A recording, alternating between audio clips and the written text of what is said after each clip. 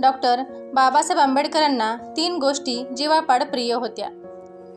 त्यामध्ये त्यांचे पददलित बांधव, ग्रंथ आणि हा महान देश.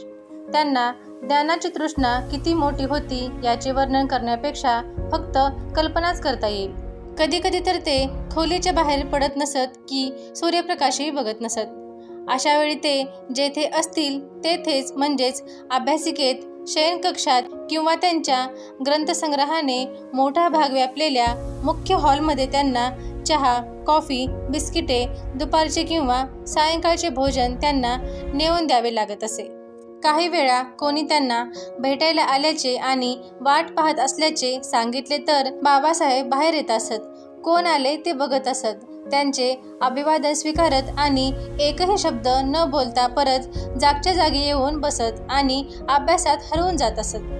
भेटीला येणाऱ्यांना संकोचल्यासारखे व्हायचे, पण मनातल्या मनात सर्वांनाच हे पटत होते की त्यांचे एकाग्रचित्त आणि सखोल चिंतन यात व्यत्यय आणणे हे पाप आहे.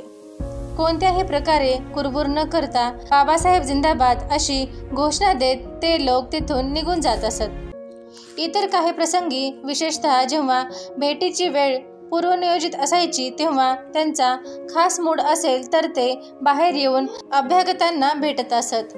बाबासाहेब येत आहेत असे अगोदर घोषित होताच अभ्यागतांना आनंद होई. त्यांचे सेवक बंगल्यासमोरच्या हिरवळीवर खुर्च्या मांडत आणि बाबासाहेबांसाठी एक आराम खुर्ची आणून ठेवत असत. कधी चुस्त पायजमा तर कधी धोतर, नक्षीकाम केलेला कुर्ता, एका हातात काठी आणि दुसरा हात नानाचंद रत्तूंच्या खांद्यावर ठेवून शाही डौलाने चालत बाबासाहेब बाहेर येत असत. लोकांची गाराणी लक्षपूर्वक ऐकत त्यांच्याशी मैत्रीच्या सुरात हसत खेळत गप्पा मारत असत. हे सर्व पाहून तेथील उपस्थितांना धन्य धन्य होई. बाबासाहेबांच्या भेटीने संतुष्ट होऊन ते अभ्यागत परत जात असत. विशेष महत्त्वाच्या अनेक व्यक्तींप्रमाणे आणखीन काही निवडक व्यक्तींना बाबासाहेबांना मित्रासारखे भेटून बोलण्याचे स्वातंत्र्य होते आणि काहींना तर ते स्वतःच वारंवार बोलवून व्यक्तिगत गप्पा गोष्टी करायचे.